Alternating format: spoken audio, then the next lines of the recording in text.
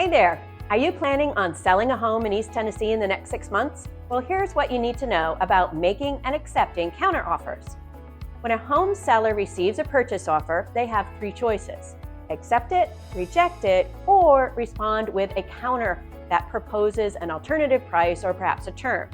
For example, let's say a buyer offers a seller $500,000 for their home. It was listed at $530,000. Now that seller could counter with an offer of $525,000 and maybe a shortened window to close. The buyer can then choose to accept, reject, or counter again. Now a pro tip for making effective counter offers are to provide documentation. We do this at the real estate firm. So when that seller offered $500,000 counters with $525,000, we provide comps along with that counter offer that justify that price. It can be complex, negotiating can be emotional, but we want to get you to that successful transaction. We're here to help you navigate those conversations for the best possible outcome.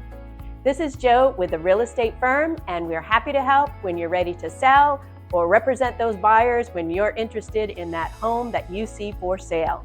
Give us a call. I'm at 865-500-9895.